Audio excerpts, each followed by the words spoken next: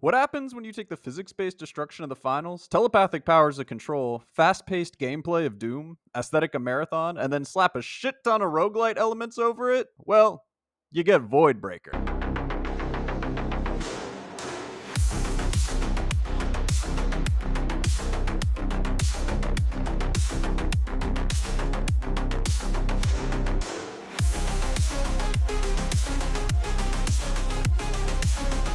That's the thing with this place. There is no end. Just a nice little reset button.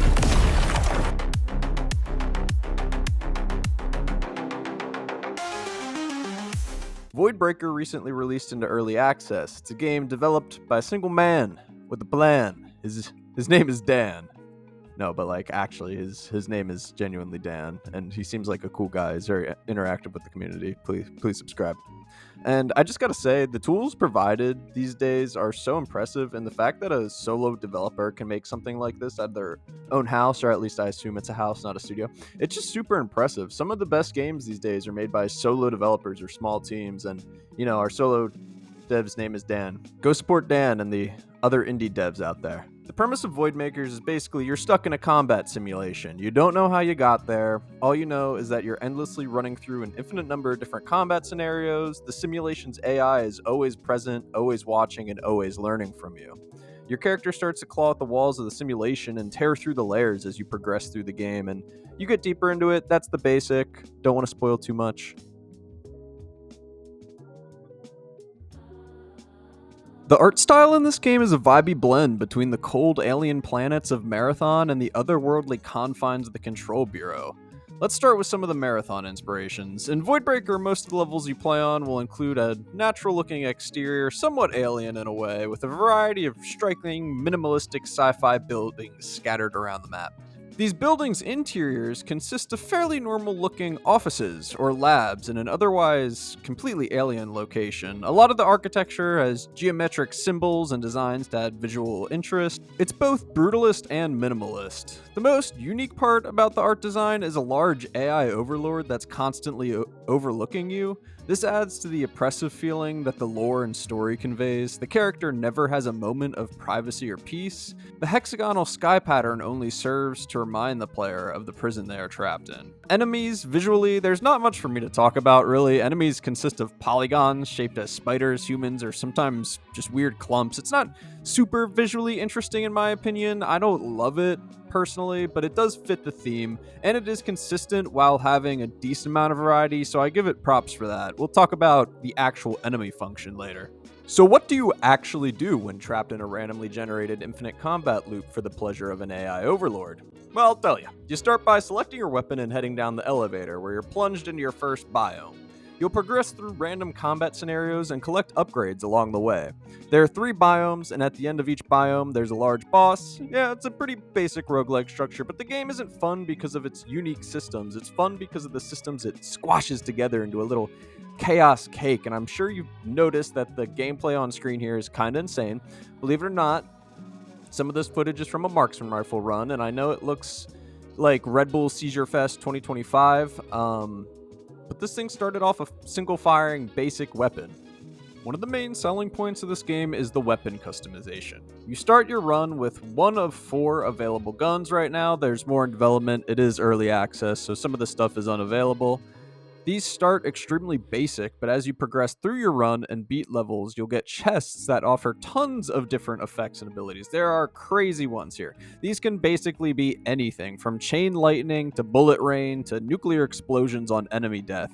There's a fun little inventory management game as you stock these into your weapons inventory. Some mods will open new slots in your inventory or upgrade existing mods. You use this to create absolute beasts, or you can honestly create abominations. I've created guns that are terrible. As you experiment with combinations, you'll come across some broken builds. Some of the best moments in this game is where you research a new mod and get to mess around with it. It's really fun. We'll get into some of the progression later. This system is great and one of the main focuses, but it does make the starter weapons pretty much irrelevant at a certain point. You quickly spiral into a build that completely overshadows like the original weapon. It doesn't really matter if it's an auto rifle or a marksman rifle or a pistol when all the perks stack up after the first biome. It's like at a certain point, if I'm firing missiles and I get a full auto mode, then what is the difference between a pistol and a assault rifle or whatever? I mean, obviously it stacks more on top of that, but these weapons become androgynous like very fast. Once you have whatever's on screen right now, like a run like this, the weapon just doesn't matter. The one that gives most variety is definitely the shotgun, but a lot of the other ones kind of mesh together. Another core system this game uses is physics-based destruction. Listen, Battlefield 6 is epic, and I can't wait, and I've had a lot of fun, but the destruction is just not there. Like, after playing the finals, it's really hard for me to go back to, like, scripted destruction, where one little wall falls down. I like it when the whole building collapses, and yes, I know I'm going on a tangent. It's unfair to compare those games, considering Battlefield has much more going on in it, but all this to say is thank goodness this game has, like, the final style physics-based destruction. The destruction is a core part of the gameplay loop, and it's like a main tool you have. You drop large debris onto bozos all the time. Like, this is a vital part of combat. You get special ammo and perks even based on destruction, and you only get health pack and ammo in large quantities if you stagger enemies by throwing a grenade or dropping debris on them. It's a classic posture system that is greatly affected by like the debris and explosion. For me, the physics-based destruction is like one of the best parts of the game, and it's awesome compared to so many other shooters. There are a few little miscellaneous things here and there to spice up combat as well. Part of your crazy concoctions include adding abilities and effects to your grenades. Not to mention, you can pick up smaller geometry to throw at enemies and add effects to your throwables as well. These are bound to a few different keys, and similar to the weapon modifications, can do a whole plethora of stuff. You can create builds based on throwing stuff or a grenade in a lot of scenarios. Maybe not for boss fights, but it will work in a lot of the basic combat scenarios. All these tools keep combat fresh as you're weaving in and out different abilities and throwing in addition to your regular weapon during combat. The movement in Voidbreaker is fluid and doesn't change much throughout your playthrough besides a few quirky modifications, one of which is really funny. You'll get an upgrade, which the higher you set your FOV, the higher your movement speed is. It is absolutely so much fun. And there's a few things like increasing motion blur gives you projectiles. There's weird stuff like that where you change your settings to give you bonuses. And you eventually unlock access to a grapple hook, which significantly speeds up combat. You can combine slides, grapples, and rail grinding for fluid traversal, and base movement speed is just really high in this game, so you move fast. Enemy design, in my opinion, is where the game's combat formula is lacking the most. There are only a handful of different enemy types, and a lot of them are feeling similar anyway. Let me explain. When I start a run, the game feels like a pretty normal FPS game for the most part. And by normal game, I mean the flow of combat starts like other first-person shooters. You're utilizing cover and shooting directly at enemies. This is where you can feel the enemy variety the best. You have enemies that shoot you, you have enemies that melee you when you get close, enemies that shield others, and, other ones, support enemies. You have your classic slew. Here, you will be choosing targets carefully and assessing the threats in the order of importance. As you start to get dramatically more powerful, you lose this completely. Like I said previously, if you're picking perks with at least some sort of synergy, you're most likely going to stumble into some overpowered kill everything type build.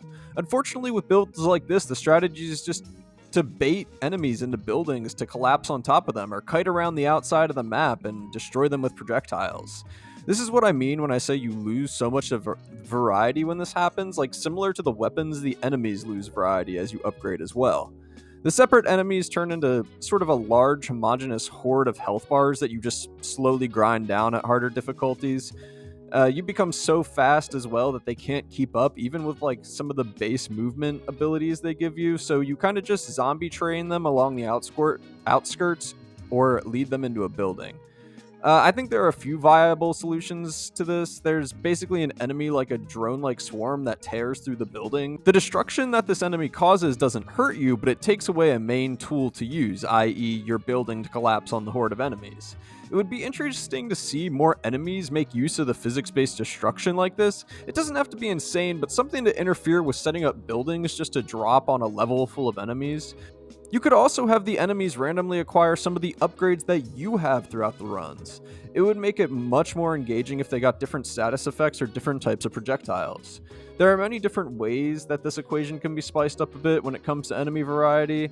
There are also some bullet hell type enemies that send out slow moving waves of projectiles. More of this might be good, or just some tracking projectiles. I don't know, I'm spitballing at this point.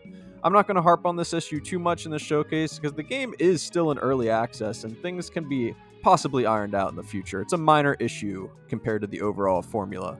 Besides regular enemies, the game also features a variety of smaller elite enemies and large bosses for each biome. All things considered, the main biome bosses are pretty good for a first-person shooter game. Some of the best, like, sort of PvE bosses I've seen in a while. Because of the way the boss arenas and mechanics work, you can't employ other strategies that you get used to, so it's nice to have like a backup build for the bosses. Destruction is still used, but on smaller scale compared to like the normal encounters. I won't spoil boss mechanics for you, but just know that it can be challenging, and in my opinion, they're very well designed bosses. The elite enemies, on the other hand, can get kind of annoying. They're just annoying because they often become spongier, faster versions of a regular enemy. Every once in a while, you get a specialty enemy for story purposes, and it's actually pretty cool. And those are generally in secret areas, and they mix up the experience. Speaking of secrets, there are occasionally secrets and like other stuff you'll wander upon if you explore and if you play longer. This is one of my favorite elements of the game. On some of the islands, you'll find secrets often expanding on the lore of the world, and these areas sometimes include specific enemies to that location or some sort of puzzle to solve. You're often rewarded with some sort of permanent upgrade. It's pretty cool, and I'm not going to show too much, but yeah, there are some interesting experiences. Some type almost horror experiences. I've been scarred a little. The game has 3 difficulty levels, the first of which is fairly easy and good to learn the game on, but it gets challenging fairly quickly. In my experience, the second difficulty is the most fun because it didn't get harder in a fun way going up further. It just made it made the enemies more bullet spongy, but the strategy of kiting never stopped working. My bad builds would just run out of ammo on the bullet spongy enemies. I would rather just forfeit at that point. The enemies wouldn't kill me. I just knew it would be too much of a grind to do on the larger health pools. Like, I could survive. They weren't outsmarting me by any means, and I was still faster, but I just could not be bothered to grind down the large health pools. Voidbreaker also features a system of upgrades and permanent progression. The most basic form of this is unlocking the weapons as you complete the game's biomes. The cooler stuff in the progression is new modifications that you research and the bonuses you unlock via the skill tree. You will collect 2 currencies during your runs that carry between runs, and you can use these to research different modifications that appear in chests and you can equip to your weapon, and the other currency you can use to upgrade your skill tree. The skill tree gives you upgrades to currencies, bonus chests during runs, and upgrades to dashes, health, things that help you in combat or just give you more loot overall. Nothing absolutely insane, but if you start to upgrade these a lot, you feel the noticeable effects, and it feels good. Overall thoughts on Voidbreaker as a complete package is that it's fun, flawed, and promising. The game is just slightly rough around the edges, which is common of most early access games. I can't blame it. This footage was captured the same week that the game was released in early access. If you're looking for some variety or have a hankering for a unique FPS roguelite, go for it. I'm a fan of both roguelikes and shooters, so for me it was worth it, and it's only $19. If you aren't an avid FPS fan, I would suggest waiting a little bit. Wishlist the game, support the dev. More enemies and biomes will get added. The developer has already confirmed 2 new additional biomes. I think that 6 months to a year down the road, you'll be looking at a very polished game. In its current state, the game has jank, but it's well worth it for any fast-paced FPS fan. Let me know what you guys think of Voidbreaker down in the comments below, and please subscribe if you like indie game reviews or longer form content on video games in general. This has been After Work. Peace.